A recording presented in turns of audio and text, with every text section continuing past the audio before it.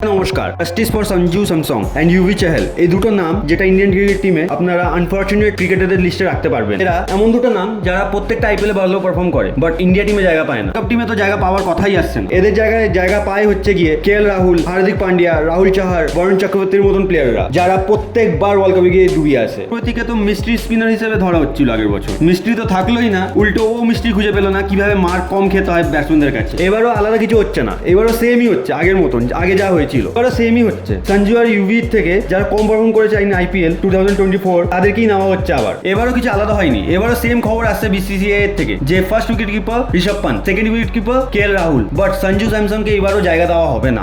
এবার কেএল রাহুল আর ঋষভ পান্ত খুবই ভালো পারফর্ম করছে। স্যামসং তো প্রত্যেকবারই আইপিএল ভালো পারফর্ম করে, কিন্তু ইন্ডিয়া টিম বা টি20 ওয়ার্ল্ড কাপে কেন জায়গা পায় না? আর কেএল বোর্ডের ফেভারিট হওয়ার কারণে প্রত্যেকবার জায়গা পেয়ে যায়। প্রত্যেকবারই কেএল রাহুলের মতন প্লেয়াররা কঠিন সময় আসলেই ইন্ডিয়া টিমকে ডুবায় আর নিজেদের নার্ভ ধরে রাখতে পারে না। এবার আছে বোলারসদের কথায়। শোনা যাচ্ছে বোলারসদের মধ্যেও বুমরা, অর্শদীপ, সিরাজ, জাডেজা, কুলদীপ, বিষ্ণই, আবেশ খানদের মতন কিছু জনকে নেওয়া হবে, বাট এখানেও ইউভি চাহেলের কোনোই জায়গা নেই। এত ভালো পারফর্ম করা সত্ত্বেও ইউভি চাহেলকে নেওয়া হবে না। হ্যাঁ, সত্যি শুনছেন আপনারা। আর পুরো যে টিম ইন্ডিয়ার লাইন আপটা হবে ওইটা কিছু এরকম হবে: রোহিত, বিরাট, জয়সওয়াল, সূর্যকুমার যাদব, রিঙ্কু সিং, পন্ত, কেএল রাহুল, হার্দিক পান্ডিয়া, শিবম দুবে, জাডেজা, অক্ষর পটেল, কুলদীপ যাদব, বুমরা, সিরাজ, অর্শদীপ, আরও একটা নাম হতে পারে এখানে, সেটা হলো রবি বিষ্ণই। বাট স্টিল এখানে সঞ্জু স্যামসং আর ইউভেন্দ্র চাহেলের কোনোই জায়গা নেই এত ভালো পারফর্ম করা সত্ত্বেও। সঞ্জু স্যামসং ফার্স্ট ব্যাটসম্যান যে আইপিএলে 300 রান বানিয়েছিল।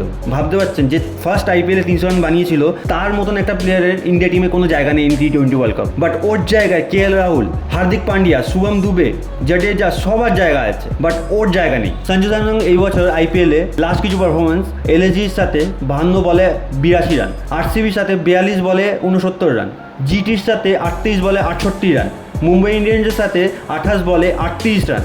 ভাবতে পারছেন, তাও ওর জায়গা নেই ইন্ডিয়া টিমে টি20 ওয়ার্ল্ড কাপ। এবার বলারসদের কথায় আসা যাক। এবার বুমরাকে ছাড়া কেউই তেমন ভালো পারফর্ম করতে পারেনি বলারসদের মধ্যে।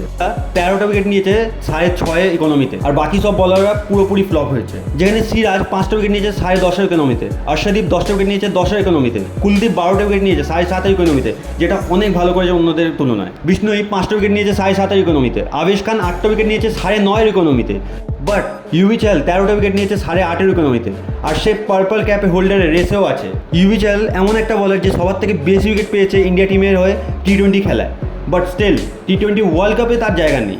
ভাবতে পারছেন, তার জায়গায় বরুণ চক্রবর্তী নিতে পারছে, কিন্তু ইউভি চাহেলের জায়গা নেই। এখানেই শেষ না বন্ধুরা। ইউভি চাহেল আইপিএলে সবার থেকে প্রথম যে 200টা উইকেট পায়। আপনাদের জেনে এটা অবাক লাগবে যে এরকম একটা বলার এখনো টি20 ওয়ার্ল্ড কাপ খেলেনি ইন্ডিয়ার হয়ে। ভাবতে পারছেন, ফার্স্ট টাইম যখন ওকে নিয়ে যাওয়া হয় ইন টি20 ওয়ার্ল্ড কাপ, তখন ওকে খেলানো হলো না, ওকে বসিয়ে রাখা হলো ইন বেঞ্চ। আর সেকেন্ড টাইম তো ওকে নিয়ে যাওয়া হলো না, সেকেন্ড টাইম নিয়ে যাওয়া হলো ওর বদলে বরুণ চক্রবর্তীকে। ভাবতে পারছেন, যার ইন্ডিয়ার হয়ে খেলার কোনো অভিজ্ঞতা নেই তাকে নিয়ে যাওয়া হচ্ছে for world cup. Indian selection কমিউনিটির কথা ভাবুন একবার। আর বরুণ চক্রবর্তী ওইখানে গিয়ে কী করলো? পুরো ছড়িয়ে আসলো হেগে।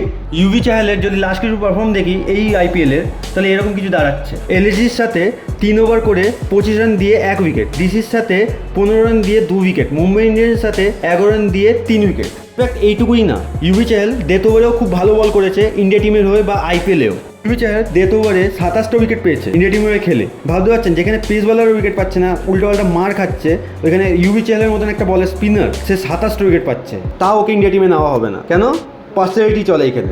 যদি এরকম player Australia, England, south Africa যে কোনো টিমে থাকতো, তাহলে ওরা কি খেলাতো না এদেরকে? ওরা কি এইভাবে বসিয়ে রাখতো বা নিতই না টিমে? এইসব কারণের জন্য আমাদের 2011 পর থেকে কোনো ওয়ার্ল্ড কাপ আসছে না, কোনো আইসিসি ট্রফি আসছে না, আর এবারও আসবে না। যতক্ষণ না বিসিসিআই নিজের ফেভারিট পার্সোনালিটি প্লেয়ারগুলোকে বাছাই বন্ধ করবে, ততক্ষণ ওয়ার্ল্ড কাপ অন্তত আসবে না। ওই বায়োটাল সিরিজগুলোই জিততে পারবে। আমি যে কথাগুলো বললাম এগুলো ঠিক বললাম কি ভুল বললাম, please do let me know in comment. Thank you.